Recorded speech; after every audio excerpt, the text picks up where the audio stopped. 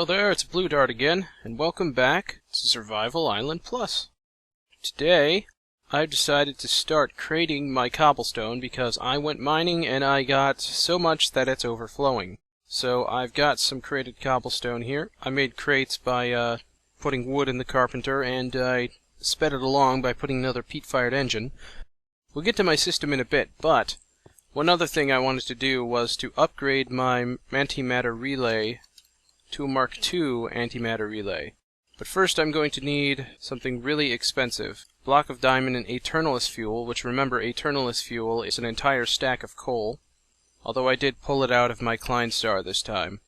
One piece of dark matter, which I'm going to teach to my transmutation table, because frankly, I'm probably just going to want to transmute more of it later. So, antimatter relay dark matter and 7 obsidian makes a relay Mark II. Pop that thing down there. He will burn a bit faster and get a little bit more out of these collectors. So I'm just going to put my crated cobblestone in here, and I'm just going to crate up some of this dirt too. Wow, this thing is quick. I don't think I really needed to crate up that cobblestone. Just put the crated dirt in here. Now, as promised, I expanded this system, this automatic crafting system, and even put down several more automatic crafting tables. The recipes I added were, for one, bronze gear. I'm going to use that for a new type of engine here in a little bit, probably in another episode though. I added a few more IndustrialCraft recipes here. Generator, machine block, iron furnace, advanced circuit, the rechargeable batteries. And you see over here I did some red power objects, these small gates, and I can make timers out of this. I also added the components for wireless redstone mod to make receivers and transmitters, because I'm going to be using those shortly. Now, something I've been meaning to get to is making some red alloy ingots. So far when I go to use redstone signals I've been using levers or actual redstone, but now I'm going to craft some red alloy wire that I can use for some more advanced purposes. I'm going to request 3 each of wireless receivers and wireless transmitters. I'm also going to craft up 3 different colors of lamps: black, orange, and yellow. And I'm going to dig a small area into this wall in which to place them. I taught my system how to make signs so I could pull out 3 of them. Here I'm going to put some covers: Lumars black, orange, and yellow. A wireless transmitter. I had to take the covers off though, because I have to put these down individually. Because apparently you can't place one of these transceivers on a block if there's already a cover right next to it. But now I'm going to run some wiring right up from these, and they're actually not placed appropriately. So I'm going to make something I've avoided making for a while. A little screwdriver here from Red Power, and reorient this one. These ones are already properly oriented.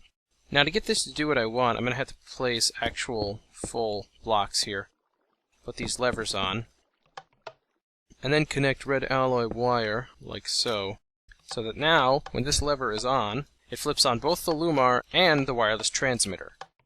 Now, these wireless transmitters function similarly to the teleport pipes. Or should I say that the teleport pipes function similarly to this, because this new GUI was actually released first before teleport pipes updated their GUI.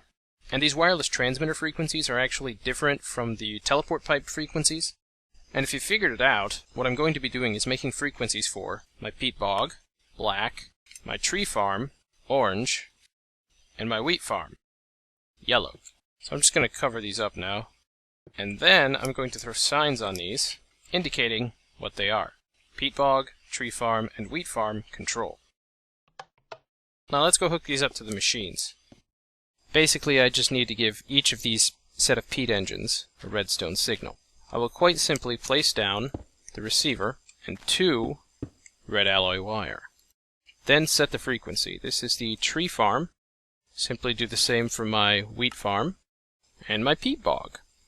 Now all that's left is to set up a way to automatically make humus and bog earth. For now, I'm going to switch on my wheat farm because it can run just fine. And if we come out here to double check, It's starting to harvest this wheat and replant the seeds. And all of the spoils are coming into this chest. Supplying this system with humus is as easy as telling it to make fertilizer from sand and apatite, and then to make humus out of dirt and fertilizer. And with that, the system should be requesting just a little bit of humus and sending it off to that machine. Since it now has its humus, I can safely turn on the tree farm, which has already begun placing down its humus. Now this peat bog is going to take a little bit more work because it requires water cells, which I'm going to have to do something special for. But rest assured, I can get it done. However, for the time being, I'm going to move on to something else, as I'm not in any real dire need for peat for these machines to keep running. Okay, so it's time for some IndustrialCraft machines. I'm going to put them right here. First, I'm going to need one generator. I'm going to make macerators to start with, so 2 machine blocks, 6 flint, 4 cobble, 2 electronic circuits. Okay, flint, machine blocks, electronic circuit, and cobblestone get me macerators. And since I have the resources, I'm going to go with glass fiber cables right off the bat. These are the most expensive cables in IndustrialCraft. Usually to start you just use copper cables. Throw this generator in the wall. Cable in here. Get a little bit of room. I need 3 rechargeable batteries, a copper cable, 5 wooden planks, and also 6 bronze. Bronze is for a wrench, which is the IndustrialCraft wrench, this being the BuildCraft wrench. They function differently. Then I'm going to take wooden planks, copper cable, and 3 batteries to make a bat box. Now I requested 1 more battery so I could make an electric wrench right off the bat. And burning charcoal in here, it'll power up this wrench. It actually has a small internal storage buffer, but it'll go into this wrench first. The only reason I'm making an electric wrench right now is so that I don't have to bother to make another or repair my IndustrialCraft wrench to make one of these electric wrenches, which down the road I will definitely need. So that's charged. Now I'm going to put down this bat box right here. Looks like it is facing the right way already. Then I just need to place some cable here. Fill the floor back in, and now I can throw down these macerators. If I throw in a bunch of charcoal, power goes into the bat box, which immediately fills up internal storage, and then gets stored in the bat box. The bat box can hold 40,000 EU, or 8 pieces of coal/charcoal burned in a generator. Now that I have macerators, I can finally start using this stock of ore that I've just had lying around. Place the raw ore in the macerators, and you will slowly but surely get 2 dust of that type for your troubles. This dust can then be smelted into the ingots, so you can double the ingots you get from your ore this way. It's really a shame I wasn't able to do that before, but at least I managed to save up a good amount of ore to do this with. Now the reason why this is still hanging out in this sorting chest is because it has nowhere to go. But if I throw some glass in there, it just gets taken. Anyway, I'll let those finish sometime later. And I'll simply cook them up in my blue electric furnaces for now. Now I could simply do that with all the ore that I get from now on, but that is long and it's tedious, and there's a better way. But it starts with putting coal in the macerator, which will yield coal dust. I'm going to teach my crafting system how to make something that will give me passive energy generation. Solar panel. Now I'm going to want a way to provide this with passive energy, so I'm just going to dig a small spot over here and run ultra low current cable, which will only carry EU of up to 5 per packet, which is more than sufficient for a solar panel. I can really run them anywhere. I'm just trying to find the surface so that I know where to run these. Alright, that's not bad. Now what I'm going to do is I'm going to request 4 solar panels. It's going to use up most of the coal dust I put in there. And give me solar panels. Now I'm going to build something a little pleasing to the eye around this, because they're just going to be sitting out here, because these solar panels need direct sunlight, just like their red power counterparts. Just going to request 4 more solar panels, for a total of 8. Now I'm just going to run this cable up to the other already placed cable, now directly touching the bat box. So now I just have to close that wall back up and fill in these solar panels where they go. Now having 8 right off the bat is going to be a lot of energy generation for me, but also at this point I have kind of earned it. So each solar panel gives 1 EU per tick of passive energy generation while it's daytime and not raining.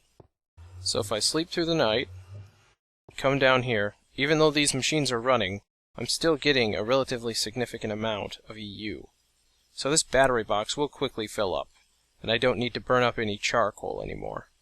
Alright, so I decided to macerate some more and cook some more stuff. I need more copper and iron, but the annoying thing is that I had to go back to my house to smelt it every time. So what I'm going to do now is make some IndustrialCraft furnaces down here that will run off my passive energy generation. I'll need iron furnaces, electronic circuits, and redstone to make electric furnaces. And these guys need to have power just like the others. Now what I'm going to do is I don't need this generator down here anymore, so I'm going to take it.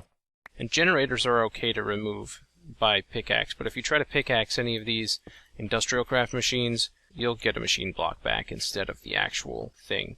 What I'm going to do here is slightly reroute these. I'm going to use my wrench to tell it that the export side is this side, to come back this way. Because what I want to do is put these electric furnaces right here. Just kind of jam them in the wall there. And doesn't that just look cool? And for now, I can actually smelt things here. For free! With all 4 of these machines going, I'm generating slightly less energy than I need. But at the same time, if even 1 or more of them is idling, it will just slowly increase. And if they're all idling, it'll quickly increase. And the thing is, if it runs out of energy, it will still provide the machines with as much energy as it can provide them with. So they'll lose efficiency, but they'll still be running somewhat. Now here I'm going to make another machine. Machine block, electronic circuit, 6 stone gets me a compressor. And I'm going to need one of these to make some of the items required to upgrade these machines, which I want to do very quickly. Now I taught my crafting system how to make energy crystals. I taught it mixed metal ingots and raw carbon mesh, which both compress into objects I need to make the advanced machine block. I'm going to request 4 of each. As well, I'm going to get a machine block, 4 copper cables, and 4 energy crystals. Now this machine block and energy crystals is used to make an MFE, which is an upgraded version of this bat box. But I can't put it down quite yet, because these machines can accept medium voltage current, and they would then explode. So those carbon plates are done. Now it's time to compress these mixed metal ingots. Creeper! Creeper! Would you? Creeper! I don't like creepers! How are you on my island? Jeez. I don't know how he did that. Some sort of evil, ancient creeper voodoo magic. The anatomy of the creeper has been widely disputed among several haphazardly designed t-shirts. Let's take a closer look. As you can see, the creeper has 4 legs, which classifies it as a quadruped. Not only does this imbue the creeper with ninja-like stealth, but it also allows him to give a not entirely unenjoyable massage. The creeper's brains are made of explosions. If there's one thing creepers like to do, it's explode. But in fact, creepers are not born with such a proliferary for volatility. In a shocking trend, the creeper youth is turning in droves to a despicable cause. The cult of the evil, ancient creeper voodoo magic. It is the morose, incongruous morals of this cult that have perverted the modern creeper thusly. Oh, that was cool. A little Creeperducation there for you. Okay, so these advanced alloys are done. Now I can request 2 machine blocks to upgrade using advanced alloys and carbon plates to advanced machine blocks. So now I have the ability to upgrade one of my macerators and one of my electric furnaces. But what about these other things? Well, I could just remove these, or I could make medium voltage transformers, along with electronic circuits and gold cables, and turn these into transformer upgrades. Compressor will get 1. I like to put them on the bottom slot over here. Macerator will get 1, and this furnace will get 1. So now these 3 machines can be run on medium voltage current without exploding. If I were to put an additional one, they would be able to run on high voltage current without exploding. Now I'm almost there. I just need to retrieve these machines, and I'm going to put this wrench to lossless mode by holding M and right clicking, because lossless mode will guarantee that it will not destroy the machine. However, it also uses most of the juice in the wrench, so I have to recharge it. And again. Now to upgrade the furnace, I need an advanced machine block and 7 copper. And I get the induction furnace. Da da da da da da. Tales of this thing's greatness cannot be over-exaggerated. I'll show you in a minute. And to upgrade the macerator, I take an advanced machine block and 7 refined iron to get a rotary macerator. Equally as awesome, but I spent all my money on the earlier fanfare that I had to pay my mouth for. Anyway, now I need to replace this thing, but it still has a little bit of juice left in it, so I'm going to make something to remedy that. Take some batteries, a piece of tin, and an electronic circuit, and you get a backpack. Now this thing can be worn on your chest, and it stores energy. But for now, I'm just going to take the energy out of here, using this. Seeing as it's empty now, I can simply just break it. Now this MFE needs to go right here. And I do want that output to be facing this side, so that's good. Okay, it's daytime out, so this thing is now receiving power.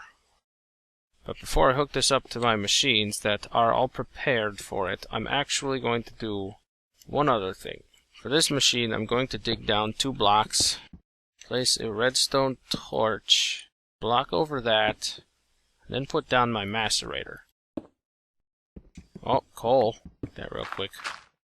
Oop, it's not a torch. It's a lever. Alright, now I'm going to put this furnace right here. This induction furnace. And you see this thing where it says heat 0%? Down here, this one says speed 0 RPM.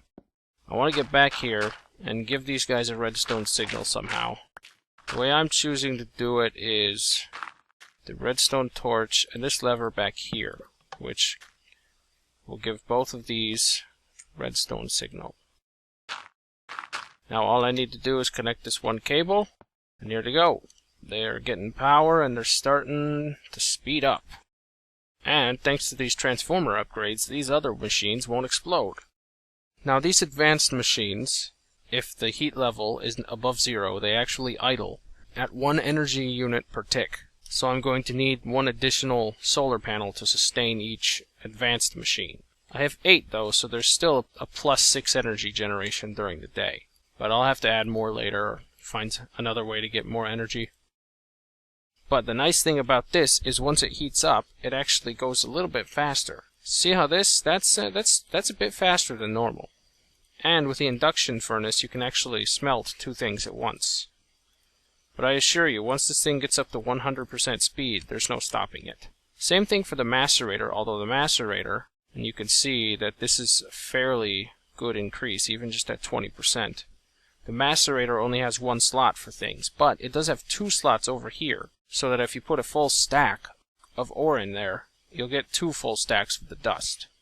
Now the rotary macerator and the induction furnace, they use 16 EU per tick to run, regardless of how sped up they are, but once they get up there, they're really worth it. So there's one more thing I need to get done before I end this episode.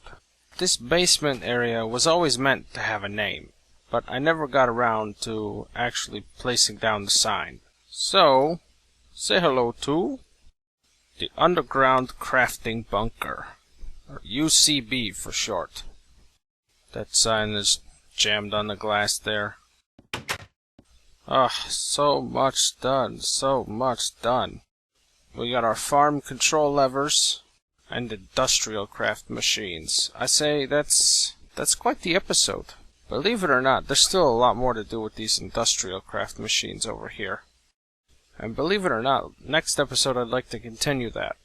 But I'm going to start by enabling the peat bog to automatically create bog earth and function like the other forestry machines do. So prepare yourself next episode for another interesting system that I've given a special name. As always, thanks for watching. Click that like button and stay tuned. Believe it or not, this episode's done. I never thought it would go so quickly.